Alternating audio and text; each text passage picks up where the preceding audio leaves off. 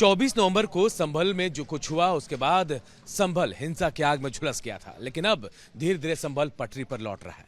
24 नवंबर का दिन जब जुमे की नमाज के बाद यहां हिंसा भड़की थी और ठीक मेरे पीछे मस्जिद और इसी मस्जिद के आसपास लोग इकट्ठा हुए और उसके बाद पथराव शुरू हुआ। पथराव भी ऐसा कि पुलिस वालों को चोटें आई, हथियार से गोली भी चले हैं और इसके सबूत भी मिले। 4 लोगों की मौत की खबर, जबकि 29 से ज्यादा पुलिसकर्मी घायल हो गए। इसके बाद से संभल लगातार हिंसा में झुलसता रहा। पहले जुमे की नमाज जब अदा की गई थी उस समय चाक चौबंद पुलिस व्यवस्था के बीच इसे छावनी में तब्दील कर दिया गया था।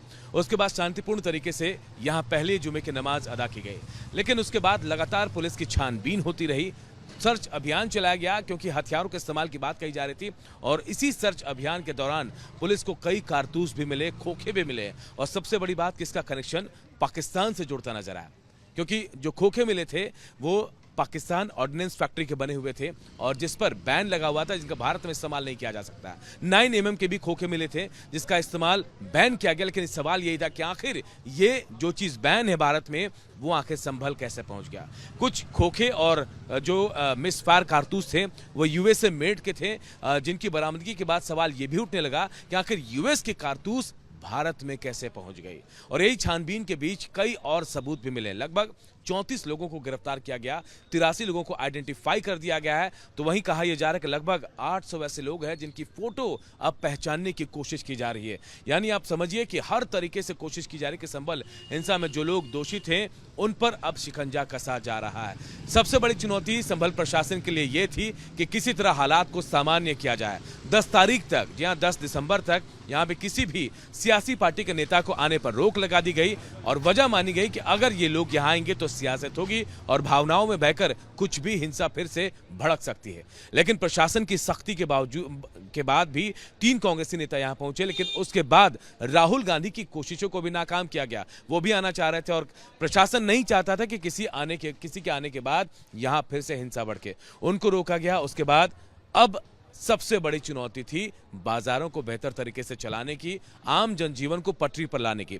संभल धीरे धीरे संभलता नजर आया, पटरी पर जिंदगी लौटती नजर आई। जुमे की दूसरी नमाज आज अदा करनी थी, वो भी शांतिपूर्ण तरीके से अदा कर दी गई। अब ये कहा जा रहा है कि अब लोग भी समझ रहे हैं, क्योंकि हालात बिगड़े थे अब बिल्कुल सुधरने लगे हैं और लोग भी समझ रहे हैं कि हिंसा से कुछ भी मिलने वाला नहीं है, सिर्फ और सिर्फ नुकसान है। संभल अब वापस अपनी जिंदगी पटरी पर लेता हुआ नजर आ रहा है।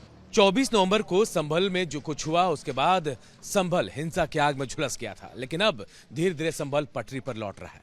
24 नवंबर का दिन जब जुमे की नमाज के बाद यहां हिंसा भड़की थी और ठीक मेरे पीछे मस्जिद और इसी मस्जिद के आसपास लोग इकट्ठा हुए और उसके बाद पथराव शुरू हुआ। पथराव भी ऐसा कि पुलिस वालों को चोटें आई, हथियार से गोली भी चले हैं और इसके सबूत भी मिले। 4 लोगों की मौत की खबर, जबकि 29 से ज्यादा पुलिसकर्मी घायल हो गए। इसके बाद से संभल लगातार हिंसा में झुलसता रहा। पहले जुमे की नमाज जब अदा की गई थी उस समय चाक चौबंद पुलिस व्यवस्था के बीच इसे छावनी में तब्दील कर दिया गया था। उसके बाद शांतिपूर्ण तरीके से यहां पहले जुमे की नमाज अदा की गई, लेकिन उसके बाद लगातार पुलिस की छानबीन होती रही। सर्च अभियान चलाया गया क्योंकि हथियारों के इस्तेमाल की बात कही जा रही थी और इसी सर्च अभियान के दौरान पुलिस को कई कारतूस भी मिले, खोखे भी मिले और सबसे बड़ी बात कि इसका कनेक्शन पाकिस्तान से जुड़ता नजर आया, क्योंकि जो खोखे मिले थे वो पाकिस्तान ऑर्डिनेंस फैक्ट्री के बने हुए थे और जिस पर बैन लगा हुआ था, जिनका भारत में इस्तेमाल नहीं किया जा सकता। 9 mm के भी खोखे मिले थे जिसका इस्तेमाल बैन किया गया, लेकिन सवाल यही था कि आखिर ये जो चीज बैन है भारत में वो आखिर संभल कैसे पहुंच गया। कुछ खोखे और जो मिस फायर कारतूस थे वो यूएसए मेड के थे, जिनकी बरामदगी के बाद सवाल ये भी उठने लगा कि आखिर यूएस के कारतूस भारत में कैसे पहुंच गई।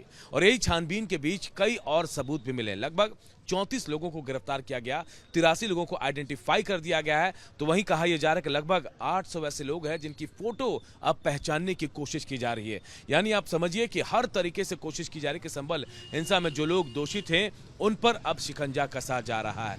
सबसे बड़ी चुनौती संभल प्रशासन के लिए यह थी कि किसी तरह हालात को सामान्य किया जाए। 10 तारीख तक, जी हां 10 दिसंबर तक यहां पे किसी भी सियासी पार्टी के नेता को आने पर रोक लगा दी गई और वजह मानी गई कि अगर ये लोग यहां आएंगे तो सियासत होगी और भावनाओं में बहकर कुछ भी हिंसा फिर से भड़क सकती है।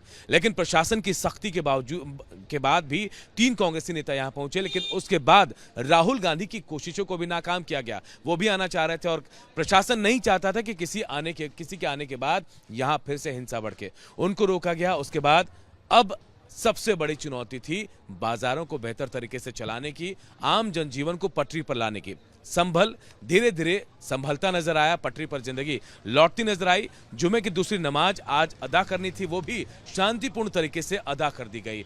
अब ये कहा जा रहा है कि अब लोग भी समझ रहे हैं, क्योंकि हालात बिगड़े थे, अब बिल्कुल सुधरने लगे हैं और लोग भी समझ रहे हैं कि हिंसा से कुछ भी मिलने वाला नहीं है, सिर्फ और सिर्फ नुकसान है। संभल अब वापस अपनी जिंदगी पटरी पर लेता हुआ नजर आ रहा है।